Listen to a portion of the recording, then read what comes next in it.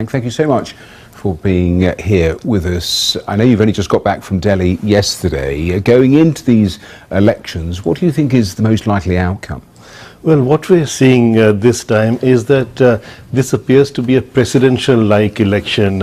It's not really in terms of the traditional party, the Congress versus the BJP, but it's really about Narendra Modi, the head of the BJP, versus the Congress party. So there have been various opinion polls that have taken place, and in the last few weeks, the opinion polls indicate that the BJP is likely to lead a coalition government after the next elections. Just a thought before we pick up with that. I mean, just reading out the statistics going into these elections, just the size of that electorate, the expanse of the country, just the enormous contrast within the country. For an election, the major parties, how do they do it in terms of having a pitch that applies across the board? Well, it is tough. I mean, you know, individual politicians have been campaigning for the last several weeks. It is getting hotter in Delhi in temperature terms. There is a lot of rhetoric also coming out. But the bottom line for the Indian politician really is that this election has tremendously high stakes. This is really a sort of a win or break election for a number of political parties, and the implications, especially for the Congress party, if it loses this election in terms of the future of the party, in terms of the BJP, if the BJP is able to win this election with a majority in terms of its own strength, that again will have tremendous implications. And if they do, the BJP, you mentioned that, you mentioned the polling currently, is there likely to be a dramatic change of direction in terms of, say, foreign policy? Well, there are two views on this, especially in terms of a BJP government or Narendra Modi's as Prime Minister, his views towards Pakistan, for example.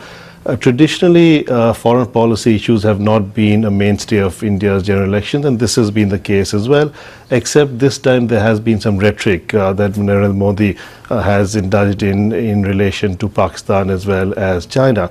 But there are two dominant views of what a Modi foreign policy towards Pakistan would be. I think both are wrong.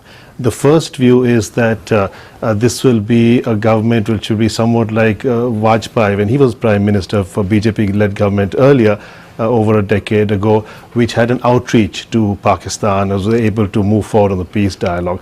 I think that's not correct because Modi is not a Vajpayee. This is really in foreign policy issues a more Modi sort of foreign policy than a BJP.